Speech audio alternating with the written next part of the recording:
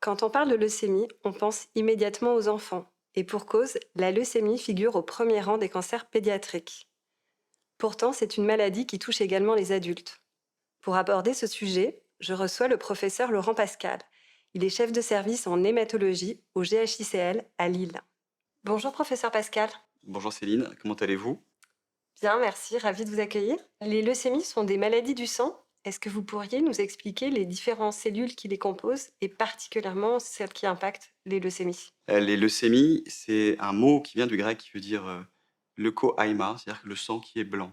Ça caractérise des maladies dans lesquelles on va trouver dans le sang circulant des cellules malades, des cellules qui se sont immortalisées. La plupart du temps, en fait, ces maladies naissent dans la moelle osseuse, à ne pas confondre avec la moelle épinière. La moelle osseuse, je ne sais pas si vous avez déjà eu l'occasion de manger un os à moelle, c'est ce qui compose l'intérieur de l'os. J'ai l'habitude de faire des petits schémas. Je vais vous en faire un ici. Un os a une partie externe qui va assurer sa solidité. Et à l'intérieur, il y a une partie qui est plus évidée, en tout cas qui est moins solide, dans laquelle on a des petites fibrilles qui la caractérisent et dans lesquelles on va retrouver des cellules souches. Ces cellules souches sont les cellules souches hématopoïétiques. Et à l'intérieur de cette moelle osseuse, c'est là où le sang est construit.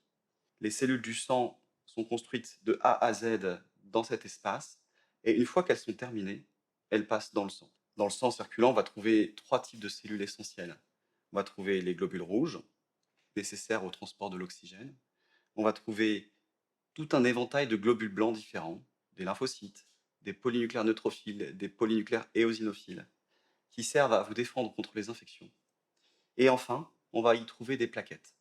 Les plaquettes qui servent à la coagulation et à empêcher tout saignement.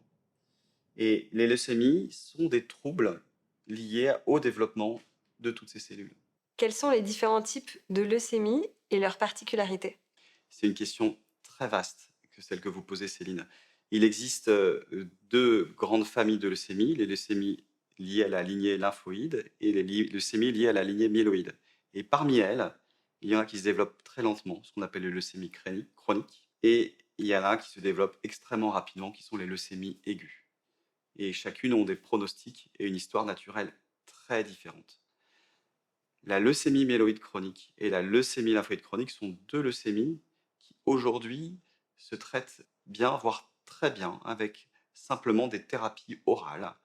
Le pronostic des gens qui ont cette maladie est quasiment identique à celui de la population générale. L'enjeu est de trouver la thérapeutique la plus efficace et les traitements oraux que la personne supportera le mieux et qu'il puisse le prendre pendant plusieurs mois, voire plusieurs années. Les leucémies aiguës, à l'inverse, sont des maladies dont le développement est beaucoup plus rapide, d'où leur appellation.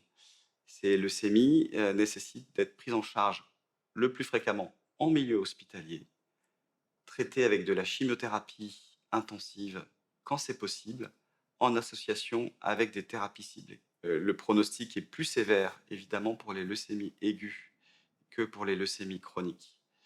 À peu près 3500 nouveaux cas de leucémie aiguë myéloïde par an, tout comme le nombre de nouvelles leucémies lymphoïdes chroniques. Il y a beaucoup moins de leucémie aiguë lymphoblastique, à peu près sur le territoire français. On fait 900 nouveaux diagnostics par an. Toutes les prises en charge diffèrent assez fondamentalement entre ces différentes pathologies. Certaines leucémies sont-elles d'origine génétique?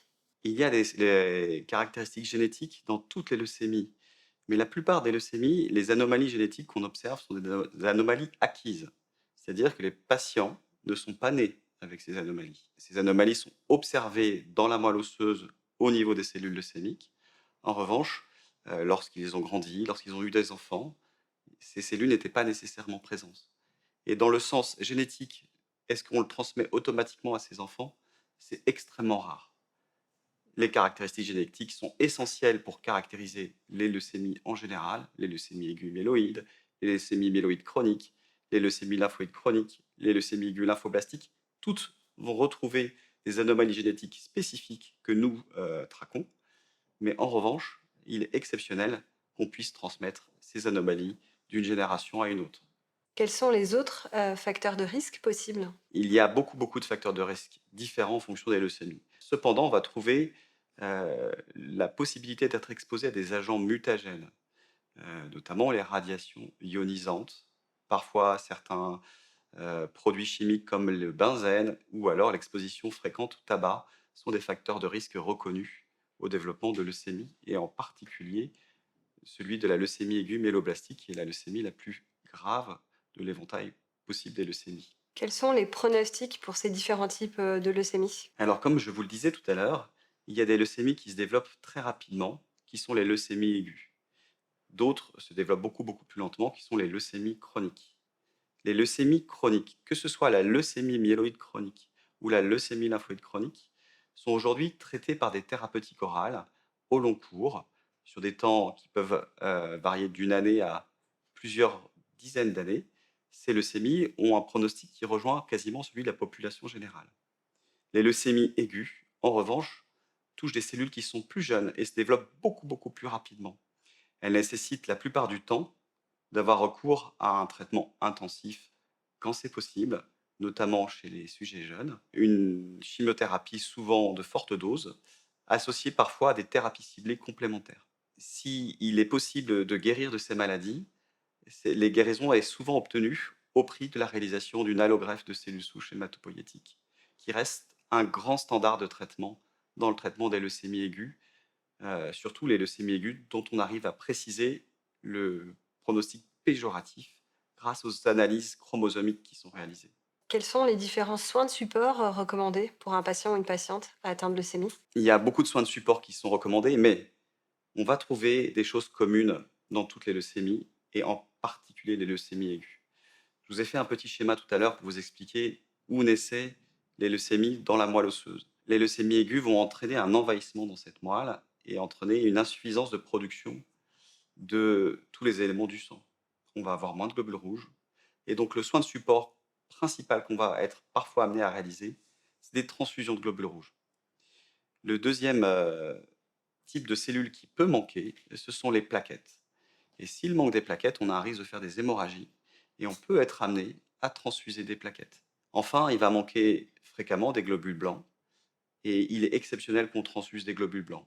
Une des difficultés majeures que peuvent rencontrer les patients qui ont des leucémies aiguës, c'est de rencontrer des complications infectieuses. Et il est nécessaire pour ces patients-là de débuter des traitements antibactériens, antifongiques ou antiviraux en fonction de la présentation clinique. Ces patients sont particulièrement à risque de faire des infections dites opportunistes. Professeur Pascal, que diriez-vous à un patient ou une patiente qui vient tout juste d'être diagnostiqué? Souvent, quand on diagnostique juste et qu'on explicite le diagnostic au patient, il peut y avoir évidemment un moment de sidération et d'incompréhension qui est très forte. Il est très possible que le diagnostic de leucémie aiguë survienne un peu fortuitement ou avec très peu de symptômes. Une anémie, une fatigue qui a motivé une prise de sang et la découverte d'une grosse anomalie qui justifie des explorations complémentaires. Et donc, il peut y avoir une certaine incrédulité.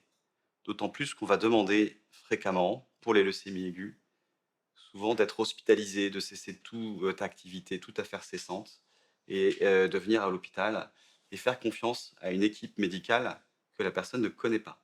Ceci étant, les traitements des leucémies aiguës sont aujourd'hui très bien codifiés.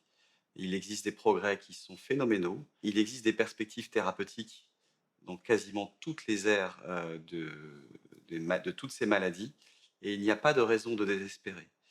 Il faut avoir confiance en l'équipe qui vous prend en charge. Ils connaissent ces maladies. Ils sont guidés par des guidelines nationales et internationales. Et toutes les décisions sont discutées en réunion de concertation pluridisciplinaire. Donc, une leucémie aiguë, c'est un diagnostic sévère, avec souvent des perspectives thérapeutiques importantes. Et voilà, c'est tout ce que j'expliquerai à un patient qui tomberait malade. Et je lui expliquerai que toute l'équipe médicale est à ses côtés dans ces moments éprouvants. Souvent, il est important d'avoir à revenir sur ces explications au fil du temps, parce qu'évidemment, cet épisode de sidération est important. Vous êtes hématologue. Est-ce que vous avez une rencontre marquante avec un patient ou une patiente à nous partager? Alors j'ai eu une rencontre saisissante, une jeune femme que j'ai revue, la semaine passée. Son histoire, elle est un peu incroyable. C'est quelqu'un qui vivait dans la rue, à 18-19 ans et qui même se prostituait pour vivre. Et dans cette situation-là, on a fait un diagnostic de leucémie aiguë, une leucémie aiguë sévère pour lequel il y avait, des critères de traitement qui étaient assez codifiés, pour lequel on avait un traitement qui était facile à administrer, mais qui la rendait extrêmement dépendante de l'hôpital. Elle a dû venir pendant 6 mois tous les jours pour son traitement, qu'elle a parfaitement suivi. Et cette maladie qui était une catastrophe dans sa vie, la rencontre qu'on a fait avec elle, avec les assistantes sociales, ça lui a permis de sortir de la rue, de reprendre un travail, des études. Et aujourd'hui, cette, jeune femme, ça fait 7 ans qu'elle est en rémission. On pourrait considérer qu'elle est guérie. Elle a une vie qui est normale. Et donc ça, c'est une histoire que je trouve, plutôt sympathique parce que ce drame absolu, dans une vie difficile, eh bien, elle a une perspective qui est heureuse. Alors j'attends plus qu'elle me vienne me présenter un de ses enfants, un de ses 4. Merci pour votre témoignage. De rien.